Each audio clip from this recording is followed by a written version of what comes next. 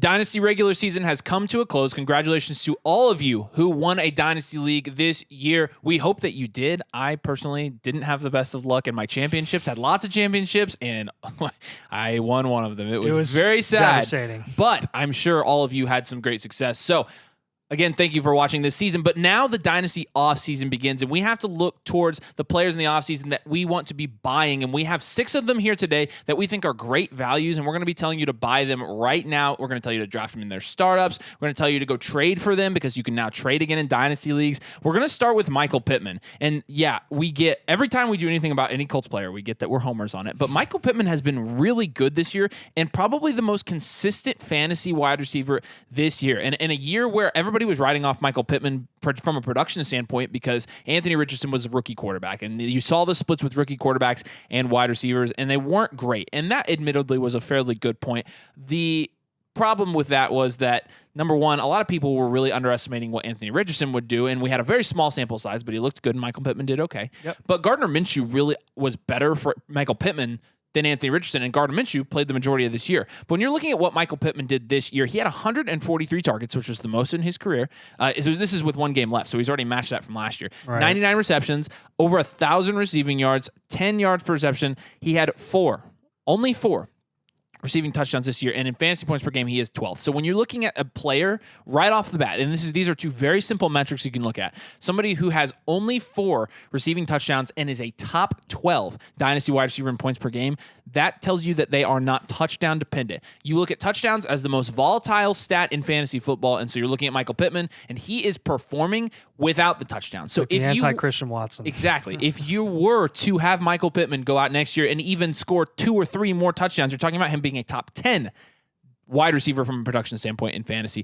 That's a big deal, but Michael Pittman was impressive, and he has had a very good year. 10th in targets, 6th in target share, 8th in target rate, 8th in snap share, 1st in route participation, 6th in receptions, 13th in receiving yards. He has also been fairly efficient, 4th in route wins. That is a stat we always see Michael Pittman do fairly well in, and 15th in route win rate. He's been very good. 14th in juke rate. He's not a big yak guy, but we already knew this. And again, 12th in fantasy points per game.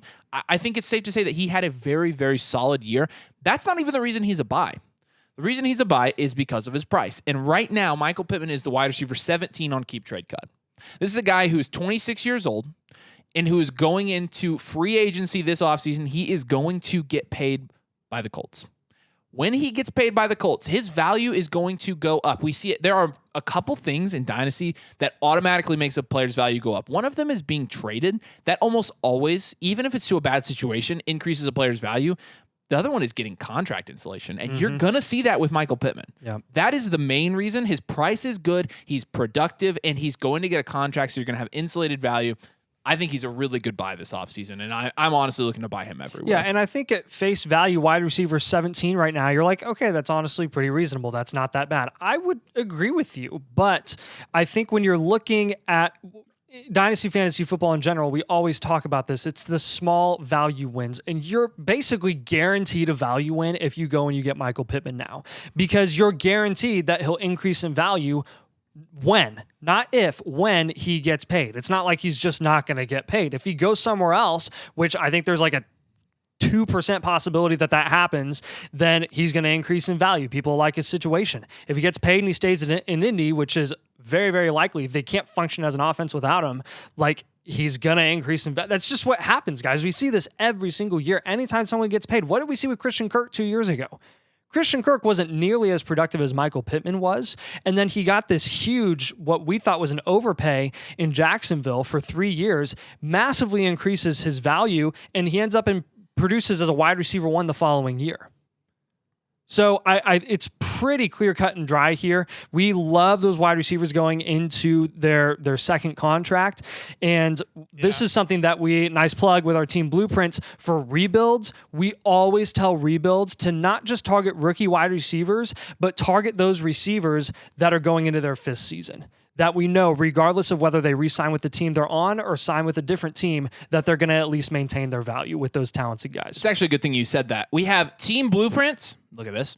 Available to those who sign up at flockfantasy.com/domain. Link is in the description, and use code domain. When you sign up for the Mother Flocker tier, you get one of these team blueprints. Perfect time to get one is the Dynasty offseason beginning, because you need to have a plan for your Dynasty team going into this offseason and for years to come. And that's what this blueprint does. It gives you a look at what you have in your Dynasty team now, grades out all your position groups, gives you depth score, gives you moves to make, players to trade, and players to acquire that would really fit your team. We work on these individually. It's personal advice for you. And again, flockfantasy.com/domain, and choose the Mother Flocker tier, and you use code domain, and you get a team blueprint.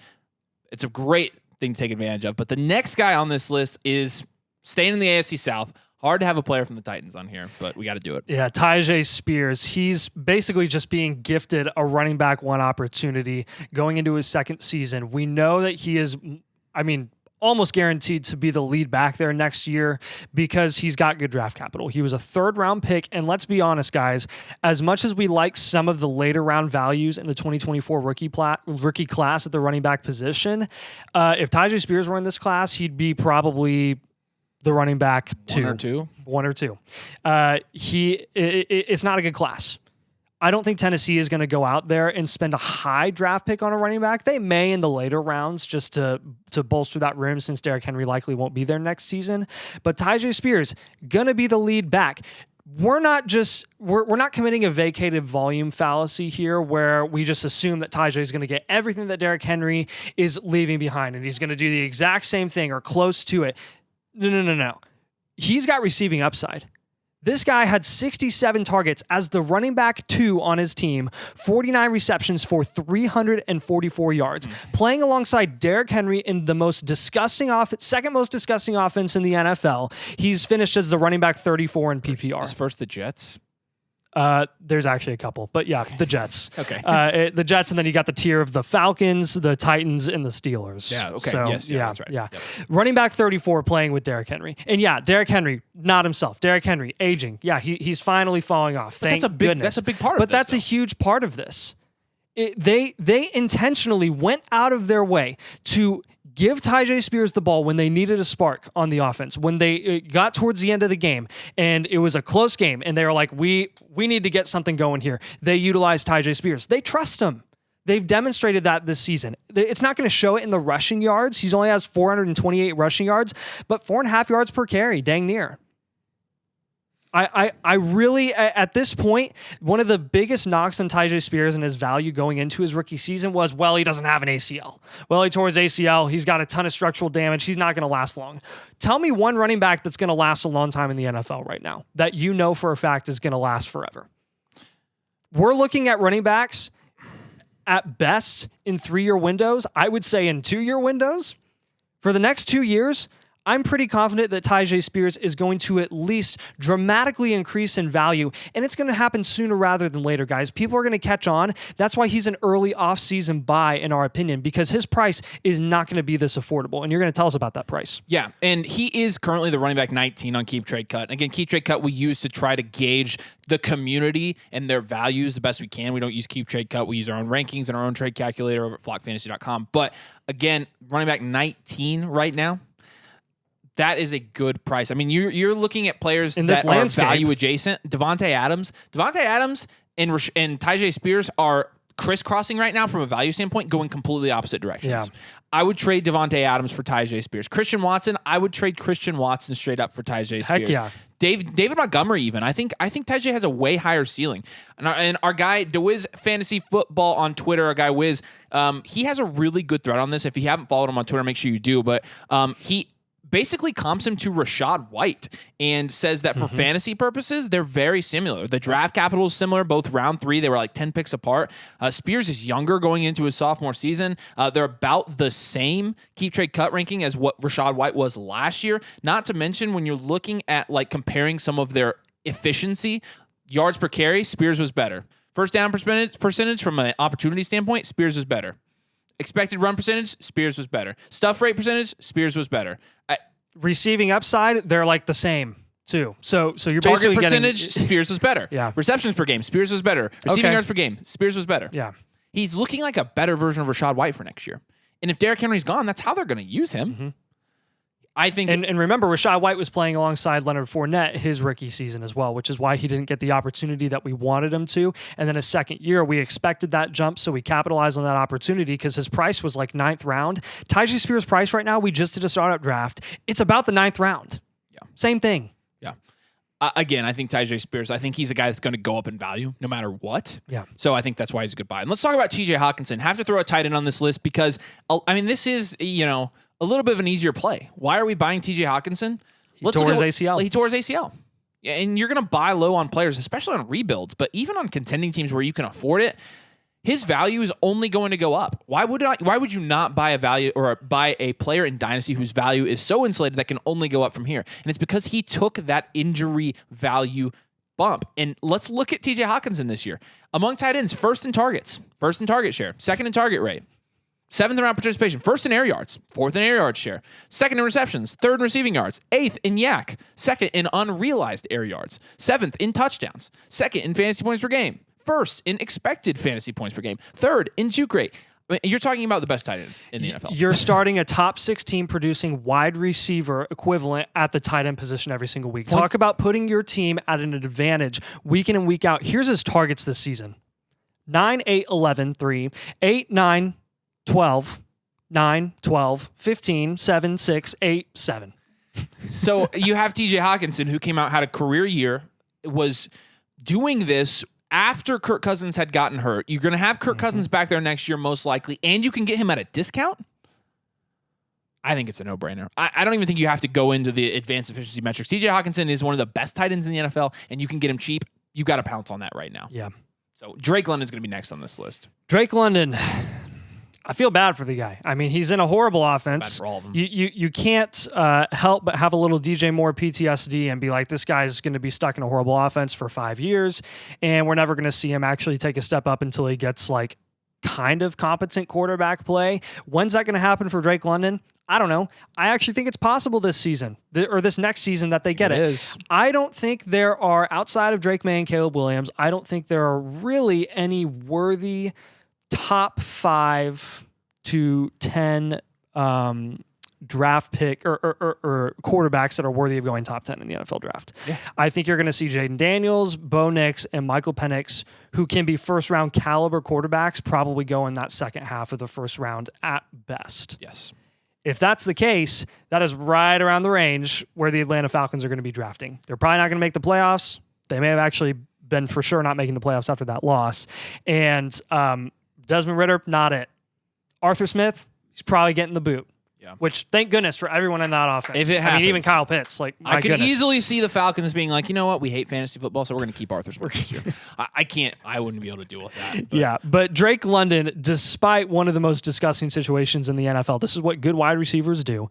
He gets 100 targets, 65 receptions for 860 yards in 15 games, and only 2 touchdowns. Talking about one of the lowest passing volume offenses in the league, and he had 100 targets. He had 100 targets. I mean, this is the same offense where, like, London, he had a couple games where he didn't get any targets at all, or he had like 1 or 2. And he still ended that. That shows you the ceiling that he's capable of. He can still put up like 30 points. And this isn't a situation that it's like, well, maybe he's just a Gabe Davis where he has a big day and then he doesn't do anything. Guys, anyone who watches football knows that this is not the case. Anyone who watched the Atlanta Falcons this year, like more than 1 or 2 games, knows that Desmond Ridder tried to throw interceptions left and right, and Drake London was intercepting the ball from DBs. He was just stealing them. He was playing quarterback. He was playing quarterback while DB was playing receiver. I don't know what else to say about this situation. I think, yes, are there questions with the Atlanta Falcons in the future? Absolutely. Yes. There's risk with this. Do we pretty much know without a shadow of a doubt that the offense is more likely than not going to be better than it has been the last couple of years? Well, it cannot be worse. It can't be worse. It cannot be worse. It's a market play, guys. I mean, You're talking about Drake London's value being here, and the second that Arthur Smith is fired, which is there's a very real possibility, it goes like this. Yep. The second they draft a quarterback, it does this again. Yeah. Is there risk? Yes. Was Drake London impressive from an efficiency standpoint? No, he was not. So there is risk. But you're talking about a wide receiver that has not only first-round draft capital, top 10 draft capital. Okay, and so you're also talking about a wide receiver who has the talent and the profile to be very good in the NFL. Not to mention, is so high reward from a value standpoint in Dynasty that it's almost too good to be true that he's ranked as the wide receiver 21 in Dynasty right now. Because everybody wants to think of Drake London now. He's like, okay, he's played 2 years, but Drake London is 22 and a half years old. Yeah, it's time to buy Drake London, guys. Yeah, and I think at this point, like we're playing the market here. Like, this is not something where we've been high on Drake London forever and ever, and we always thought he was great, and we're just doubling down on our take. No, we actually said you need to be selling at least one of the receivers in the Falcons offense going into 2023 because we knew they're going to run the ball like crazy and they didn't have a quarterback. We said that Kyle Pitts was going to take more of a hit than Drake London. Guess what happened? Kyle Pitts took more of a hit than Drake London because Drake London is a better receiver. Don't be Victor Allen. Well, my bad. I'm sorry.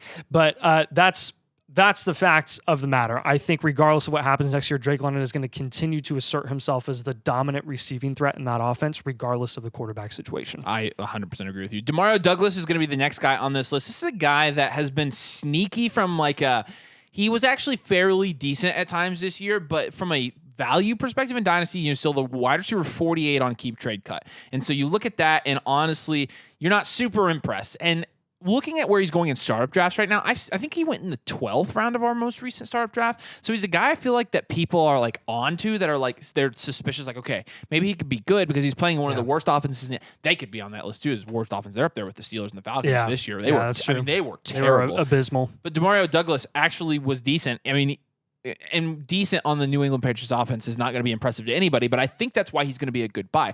Because again, the Patriots, will they get a new coach? I don't know, but I don't think it matters. I don't think it necessarily helps Demario Douglas if they hire a new coach, but Belichick's fine. But it would definitely open up the possibility for a broadened offensive scheme there, which would potentially take some of these assets that could be fantasy relevant and make them actually fantasy relevant. And Demario Douglas, I mean, you heard a lot of hype out of training camp last year with him, and it was kind of like, okay, yeah, I mean, the Patriots offense isn't going to be that good anyways. Then they actually looked good for the first game or two, and then they were bad after that. But Demario Douglas right now, again, you're talking about being priced as a wide receiver 5. And as a wide receiver 5, not the wide receiver 5. That's what I said, isn't it? Oh yeah, I know. I was just re-emphasizing. A wide receiver 48. So when and if and when the New England Patriots draft a quarterback, guess what happens to every weapon in that offense? And who do you think is the most dynasty relevant wide receiver in that offense? Because if they're spending their first round pick on a quarterback, they're probably not drafting a receiver. Maybe they draft a receiver second round. Maybe. But their last one they drafted in the second round, I think, was Tyquan Thornton. Yeah. So don't trust him. I don't necessarily trust him on that. And I guess it's just depending if Bill Belichick is drafting as well. But Demario Douglas immediately takes a big value jump there. And so we are going to play the market on that, and we're going to buy the best receiver, the best young receiver on a team that's going to be drafting a quarterback, and we have to do Demario Douglas there. So I think he's a fairly good value. Again, not the most productive or efficient player this year, but a guy that flashed at least a little bit, and that's good enough, and we're going to try to play the market and see if we can get good return on investment there. Yeah, we're also going to buy Gabe Davis. He's going to be our last buy here, and I know it's disgusting. I know everyone had their heart broken after he broke out in his second year in the playoffs, had like 4 touchdowns in one game against Kansas City, and everyone was like, Gabe Davis, wide receiver 1, and it never happened because guess what? We knew that he was touchdown dependent. We always knew that. That's always been the case. That was the case this year. If you had to plug him in, he either scored you 0 points or he scored you 25.